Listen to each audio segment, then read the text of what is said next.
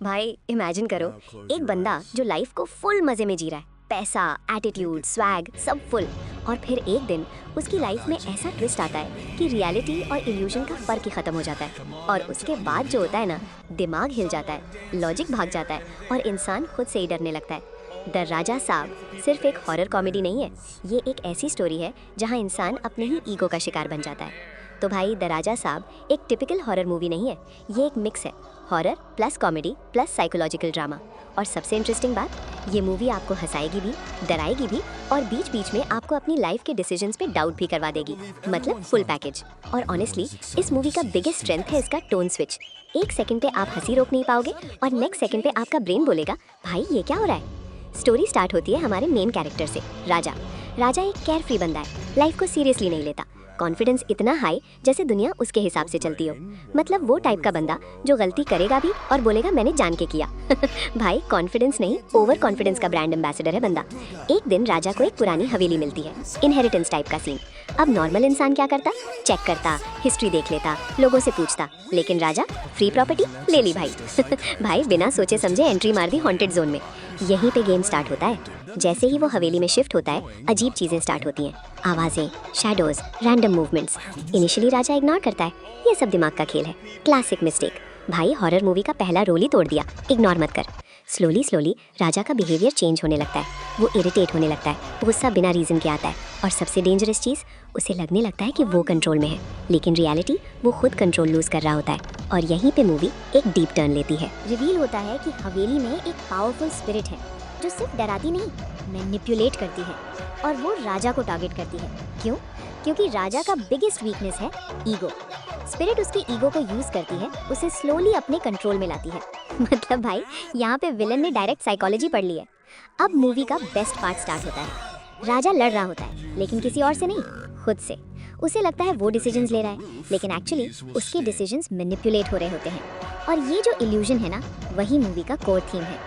बीच बीच में comedy scenes आते हैं, फ्रेंड्स के साथ इंटरैक्शंस, लेकिन ट्विस्ट ये है वो कॉमेडी भी अनकंफर्टेबल फील करवाती है, क्योंकि आप जानते हो कुछ तो गड़बड़ चल रही है।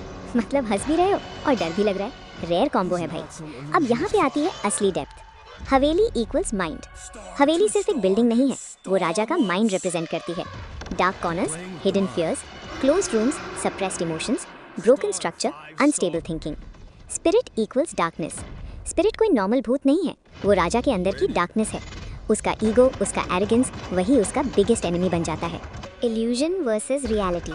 मूवी बार बार ये क्वेश्चन पूछ करती है, क्या जो तुम देख रहे हो वो सच है? और रियल लाइफ में भी सेम चीज़ होती है। कभी कभी हम अपने ही इल्यूजन्स में जी रहे होते हैं। सोचो कितनी बार ऐसा होता है, हम सोचते हैं कि हम कंट्रोल में हैं, लेकिन एक्चुअली हम अपनी हैबिट्स, ईगो और फियर्स के कंट्रोल में होते हैं।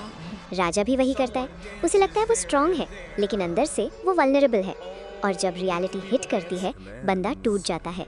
क्वेश्चन फॉर यू, अगर आप राजा की जगह होते, क्या आप अपनी ईगो को कंट्रोल कर पाते? क्लाइमैक्स में राजा फाइनली फेस करता है ट्रूथ को। No background music, no over drama, सिर्फ साइलेंस। वो समझ जाता है कि प्रॉब्लम बाहर नहीं थी, प्रॉब्लम उसके अंदर थी, और जब वो एक्सेप्ट करता है तभी उसे कंट्रोल मिलता है। ये मोमेंट पावरफुल है, क्योंकि लाइफ में भी जब तक हम ब्लेम करते रहेंगे कुछ चेंज नहीं होगा। चेंज तब स्टार्ट होता है जब हम एक्सेप्ट करते हैं। कुछ लोग बोलते हैं स्पिरिट रियल थी, कुछ लोग बोलते हैं सब साइकोलॉजिकल था, और ऑनेस्टली दोनों इंटरप्रिटेशंस वैलिड हैं। और यही मूवी का ब्रिलियंस है। मतलब डायरेक्टर ने बोला समझना है तो खुद समझ लो भाई। तो क्या द राजा साहब वर्थ वॉचिंग है?